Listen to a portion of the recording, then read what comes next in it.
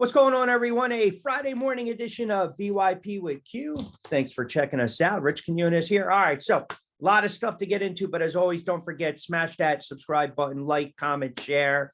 You can go back and forth with me, have at it. We enjoy it. We don't take it personal. We have a lot of fun, and you guys have been outstanding with all the views and the subscriptions and the channel growing substantially. Rich Q on Q. All right, so we're going to do a couple shows throughout the day. We're going to mix in little NBA. Talk a little college later on, little baseball, little hot stove. And then I'll give you some of my picks for this weekend in the NFL. And that's kind of where I wanted to start this morning because, listen, I had no juice last night, none whatsoever. I wanted to do an instant reaction to the Jets friggin' disgrace, their 19-3 loss to Jacksonville on Thursday Night Football. And you can even hear my voice is even shot because I was getting so annoyed watching this game. And I was probably not the only one. And I probably feel bad for a lot of you schmucks out there in the rain and the cold up there in MetLife trying to watch that debacle of a franchise right now. 7-4 to 7-8, 3-5 at home. And listen, say what you want. I think the elephant in the room, we kind of all know it. It's the quarterback. And right now, the franchise, if you will, quarterback is not a franchise quarterback. And you're at the point, if you are a Jet fan, if you are part of that Jet organization, that Jet brass in that locker room, even the head coach who's on the hot seat, we'll get to him in a moment.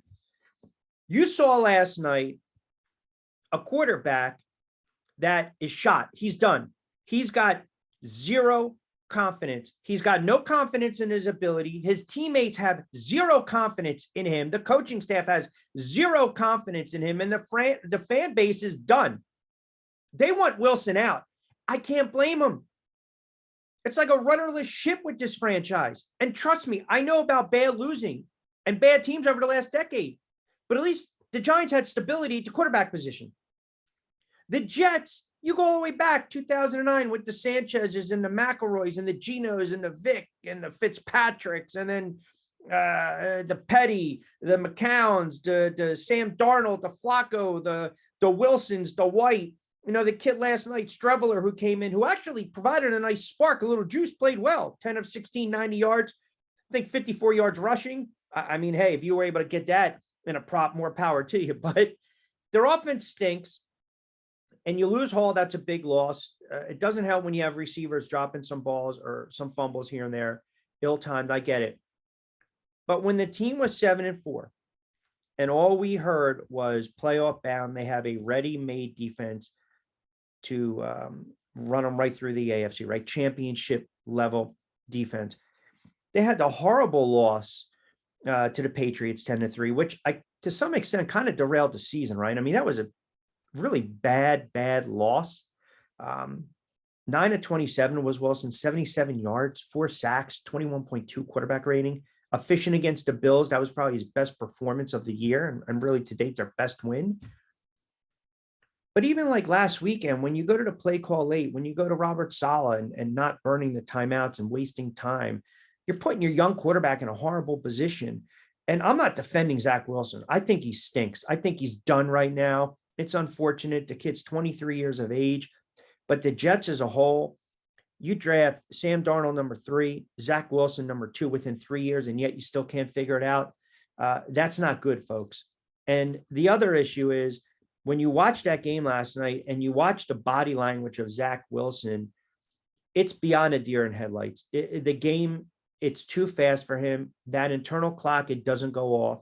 I should say it doesn't go on. He doesn't understand when to pull it down and run, when to scramble, when to roll out. Ball security, missing throws, not reading defenses, right? Am I looking at the defenders? I'm looking over them. And you can sit there and say, well, he's just not ready. Yeah, guess what? You know, there's a reason that they drafted him number 2. They thought he was going to be that franchise quarterback. You have to stick to your guns and your convictions. And as it's panning out right now, it's not happening. I mean, hell, Mark Sanchez won a couple playoff games and took the Jets to AFC championship games, right? And he still wasn't the franchise quarterback. This team hasn't had a franchise quarterback. I mean, the consistency, you had Pennington, right? And then you go back to the 80s with the Richard Todds and the Ken O'Briens of the world. And the list goes on. And obviously you get Namath and you boom, catch that lightning at a bottle on 69. You know, last night Fans could have been clamoring for Matt Robinson for a couple games. I mean, it's just so bad right now. And what I'm seeing, so Wilson for the year, 1,688 yards, 6 touchdowns, 7 picks, benched twice now. That's the other thing. This isn't the 80s like when Parcells was doing it to Sims. You know, Sims had the tough, thick skin. Parcells knew the mental war games. You know, we've seen quarterbacks get benched before. This kid is young, early in his career, benched twice, and I'll tell you where he lost the team. He lost his team after the Pats game when he went 9-27 for 77 yards, and they lost on that punt return late against New England.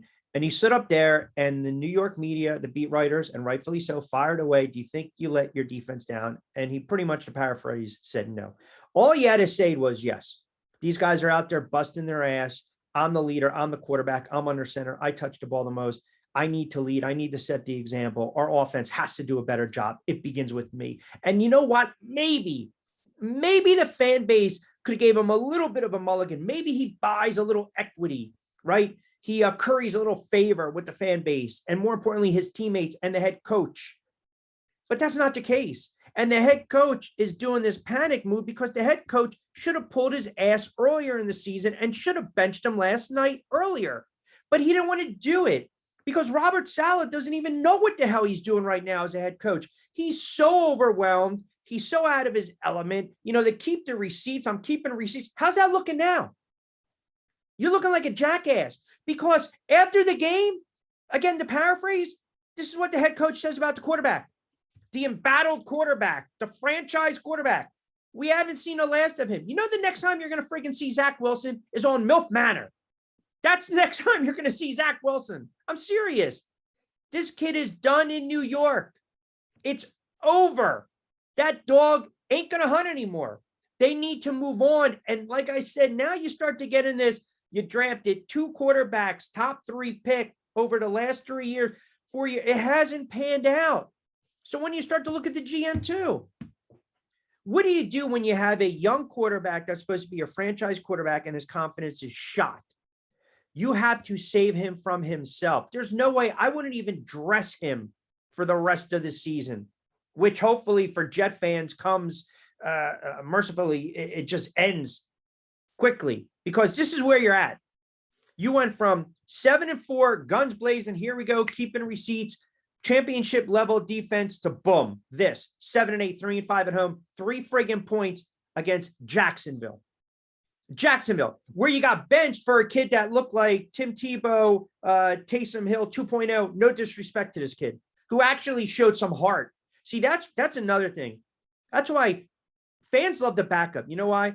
Because the backups, they're always scratching, they're fighting, they're clawing, they're putting in the time because they weren't heralded. They weren't highly regarded. They weren't.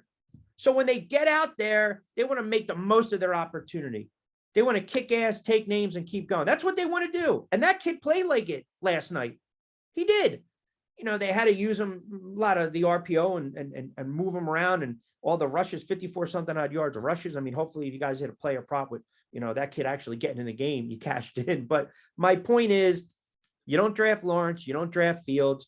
Lawrence beat you up last night in bad weather conditions, right? I mean, I'm hearing already this morning, well, maybe you got to send Zach Wilson to somewhere warm. And man, that ain't going to. When your confidence is shot, your confidence is shot. And that's the problem. He doesn't trust himself. And he's just not that good.